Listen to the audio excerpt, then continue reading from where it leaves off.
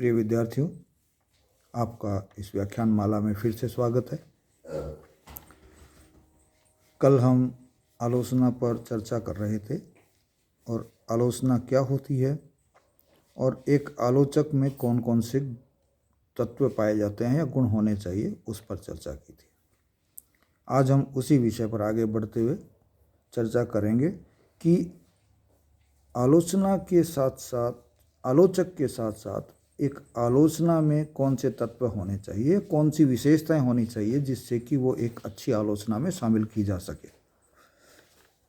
तो चलिए हम देखते हैं कि एक अच्छी आलोचना में कौन कौन सी चीज़ों का, कौन कौन सी बातों का, कौन कौन से तत्वों का होना आवश्यक है।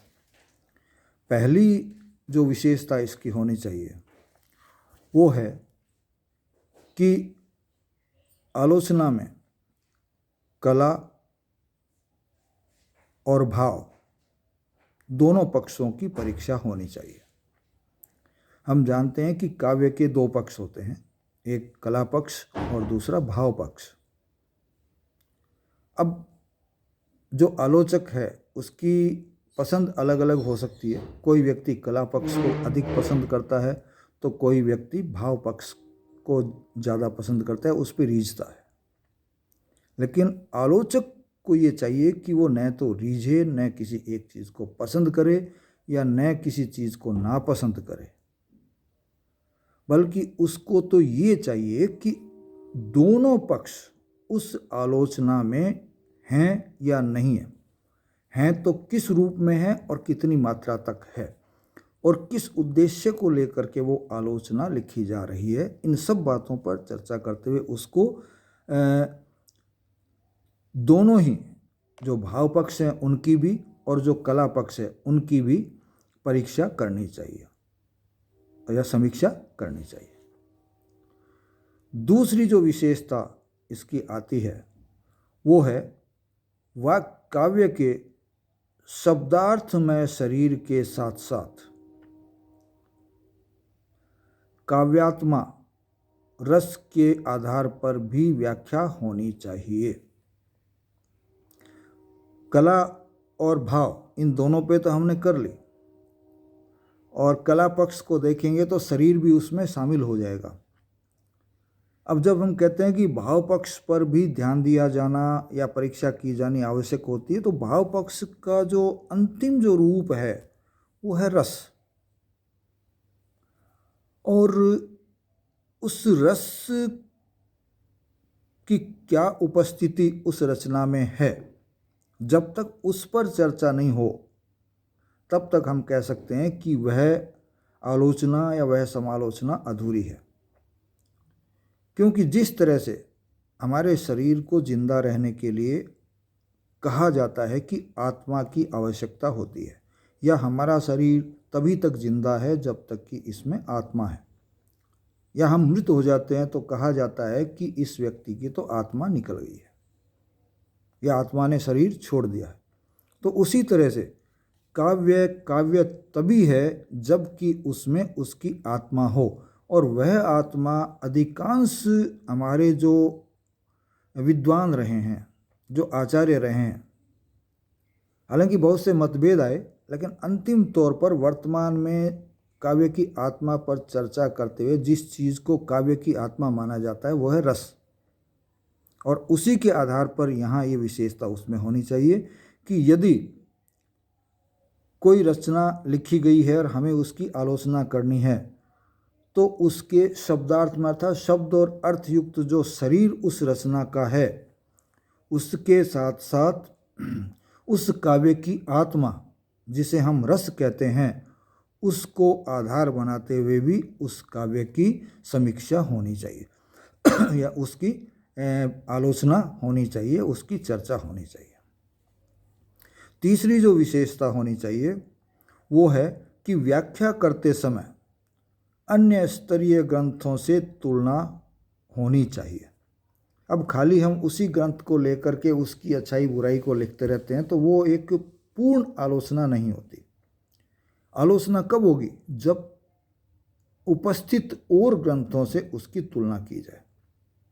हालांकि जो मैंने लिखवाया है आपको उसमें तो एक स्तरीय ग्रंथों से, लेकिन सारे स्तरीय होंगे तो फिर तुलना किस चीज़ की। तो कुछ अच्छे हो सकते हैं, कुछ कमज़ोर हो सकते हैं, या समय के अनुसार उसको मान्यता हो सकती है, या समय के अनुसार उसको नकार दिया गया हो सकता है। लेकिन जब हम समालोचना करते हैं तो उस समालोचना में उस समय के तात्कालिक ग्रंथों के साथ और हमारे पुराने जो स्तरीय ग्रंथ हैं उनके साथ उसकी तुलना होनी चाहिए, या गुण या अवगुण जितने भी हैं उनको तुलनात्मक रूप से देखा जाना चाहिए। तभी वो समीक्षा, वो समालोचना एक स्तरीय समालोचना कहलाती है। चौथी जो विशेषता समालोचना में होनी चाहिए वो है कि आलोचना में कुछ सिद्धांतों का निर्धारण कर लेना चाहिए। समालोचना के तो बहुत से सिद्धांत हैं, बहुत से मानदंड निर्धारित किए गए हैं, लेकिन हर रचना उन मानदंडों पर खरी नहीं उतरती या उस पर लागू ही नहीं हो सकते। गद्य, मान लो गद्य रचना की आप आलोचना कर रहे हैं तो उस पर पद्य के मानदंड कैसे लागू होंगे? हो ही नहीं सकते। या पद्य की आलोचना आप जब कर रहे हो तो गद्य के मानदंडों को वहाँ लागू करेंगे तो कैसे लागू होंगे वो? या उसकी समालोचना कैसे कर सकते हो? या आप निरपेक्ष रहते हुए कैसे आलोचना कर सकते हो उसकी? तो इसलिए आवश्यक है कि हमें जिस ग्रंथ की आलोचना करनी होती है उससे जुड़े हुए हमें सिद्धांतों का निर्धारण कर लेना चाहिए। और एक बार जब हमने सिद्धांतों का निर्धारण कर लिया तो उन पर निष्पक्ष रहते हुए हमें उसकी आलोचना, उसके गुण दोषों की चर्चा उसमें करनी चाहिए। पांचवी जो एक विशेषता हो सकती है वो है कि किसी भी आलोचनात्मक ग्रंथ में या किसी भी आलोचनात्मक रचना में जो किसी अन्य ग्रंथ की आलोचना कर रही है या समय विशेष की रचनाओं की आलोचना या समीक्षा उसमें की जा रही है, उसमें सम्यक और निरपेक्ष दृष्टि से आलोचना होनी चाहिए। सम्यक अर्थात संतुलित दृष्टि हमारी होनी चाहिए, और दृष्टि निरपेक्ष होनी चाहिए अर्थात किसी के प्रति झुकाव हमारा नहीं होना चाहिए। तो सम्यक दृष्टि और निरपेक्ष दृष्टि, ये दो विशेषताएं, और उन विशेषताओं को लेकर के की गई आलोचना एक अच्छी आलोचना हो जाती है। तो इस प्रकार से हमने आलोचना के जो कुछ तत्व होते हैं और जो आलोचना को अच्छा या बुरा बनाते हैं उसके बारे में हमने चर्चा की है। अब हम अगला जो बिंदु आते हैं वो है कि आलोचना का उद्भव। अब सवाल उठता है, जब आलोचना के बारे में हमने जान लिया कि आलोचना क्या होती है, या आलोचना के क्या गुण होने चाहिए, आलोचक के क्या गुण हो सकते हैं, वो देखने के पश्चात एक सवाल हमारे मन में और आता है कि कहानियाँ थी, कविताएं थी, या और भी बहुत सी चीज़ें थी, तो ये क्या होगी, या ये है तो ये कब से है? देखा जाए तो जब से साहित्य रचा जाना प्रारंभ हुआ है तब से उसकी समीक्षा भी की जानी शुरू हुई है, लेकिन वो लिखित में नहीं आई, या कोई मानदंड स्थापित नहीं किए गए थे। लेकिन मानदंड स्थापित किए गए लोगों के द्वारा पढ़ने के बाद एक लंबे अरसे तक, और उनके आधार पे हम कह सकते हैं कि ये काव्य अच्छा है, ये काव्य बुरा है, तो वो स्थिति प्राचीन काल में इतनी ज़्यादा नहीं थी, और हिंदी साहित्य में तो बिल्कुल भी नहीं थी। हमारे संस्कृत में तो थी लेकिन हिंदी में नहीं थी, और थी तो अपने को उपलब्ध नहीं है। तो जब समालोचना की उद्भव की बात करते हैं तो हम कह सकते हैं कि इसको लगभग हम दो हिस्सों में बांट सकते हैं। कहाँ से प्रारंभ हुआ हम उसको जारी रखें, कहाँ से रखें वो हम कर सकते हैं तय, और कहाँ तक ले जाएं। मूलतः हम इसको दो भागों में बांट कर देखते हैं। प्राचीन काल को छोड़ दीजिए, वहाँ हमको हिंदी में कोई इस तरह की रचना नहीं मिलती जिसको हम आलोचना के रूप में देख सकें, जान सकें, समझ सकें। पहला है रीतिकालीन समीक्षा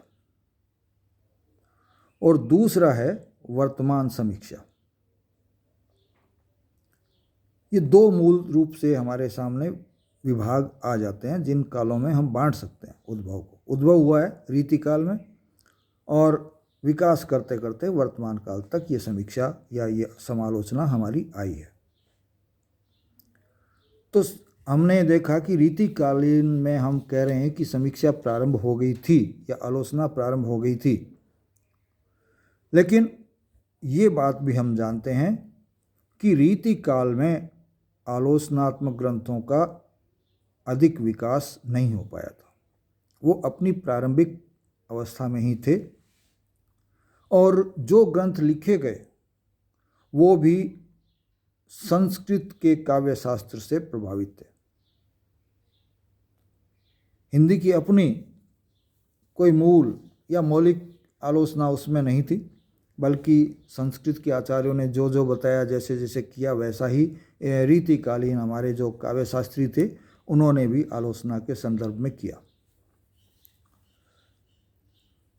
फिर भी इस युग में आलोचनाएं समालोचनाएं तो हुई, तो फिर एक सवाल उठता है कि वो आलोचनाएं कौन कौन सी थी, कितने प्रकार की आलोचनाएं थी या कौन कौन से प्रकार की आलोचनाएं इस युग में हमको मिल जाती है।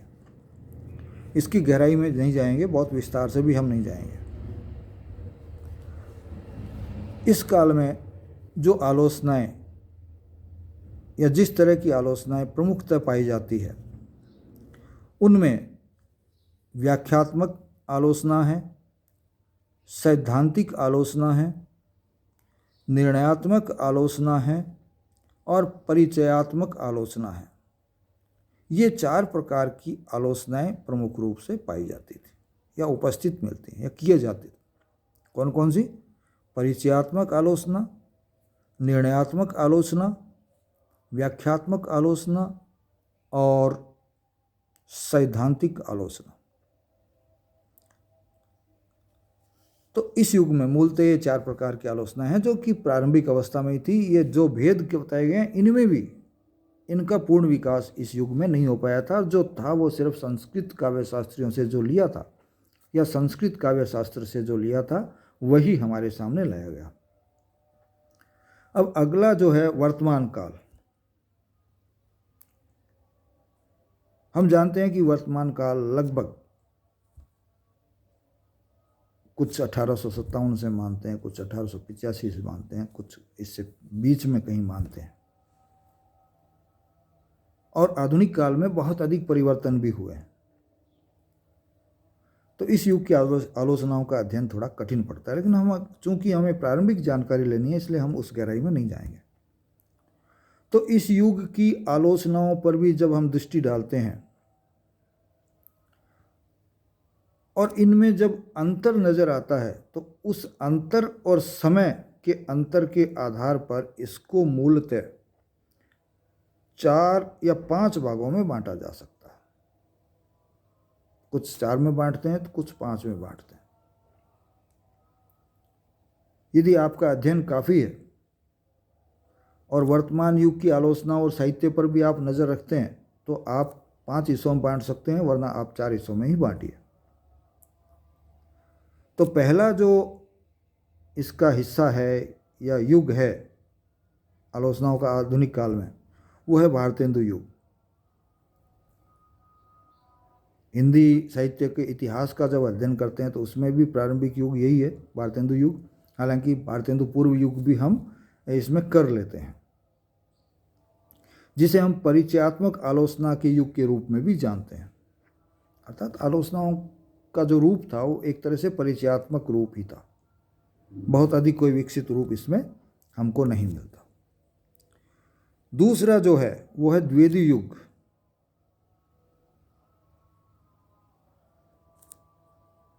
जिसे हम जागरण सुधार काल भी या सुधार काल के रूप में भी जानते हैं। अब क्यों जानते हैं? वो जब इतिहास का अध्ययन, हिंदी साहित्य के इतिहास का अध्ययन या इस युग का अध्ययन करेंगे तो उसमें जाएंगे और इसमें भी आलोचना में भी हमको वो चीज़ें दिखाई दे जाती है। फिर है शुक्ल युग।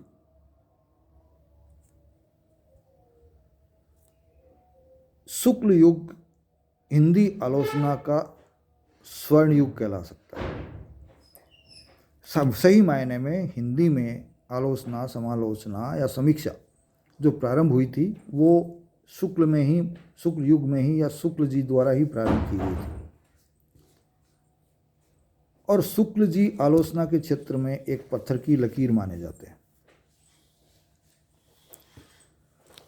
तो इसको जिस युग में हुए उस युग के आधार पर इसको छायावादी युग भी कह दिया जाता है, क्योंकि इस युग में ज़्यादातर रचनाएं छायावादी लिखी जा रही थी। छायावादी विशेषताओं को लेकर के रचनाएं हमारे सामने उपस्थित हो रही थी। चौथा जो युग है वो कह सकते हैं शुक्लोत्तर युग, शुक्ल के बाद होने वाली आलोचनाएं, जिनमें नामवंशी वगैरह भी उसमें शामिल हैं।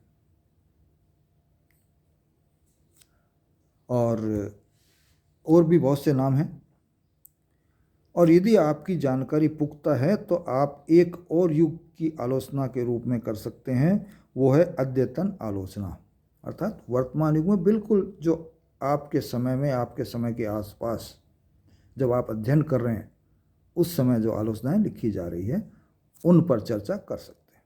तो इस तरह से हम देखते हैं कि वर्तमान काल में जो आलोचना है उसको 4, 5 या 6 कालखंडों में बांटा जा सकता है। और इनकी विशेषताएं कौन कौन सी है वो हम अगले व्याख्यान में चर्चा करेंगे। इसी के साथ आज का व्याख्यान हम यहीं समाप्त करते हैं। जय हिंद, जय भारत।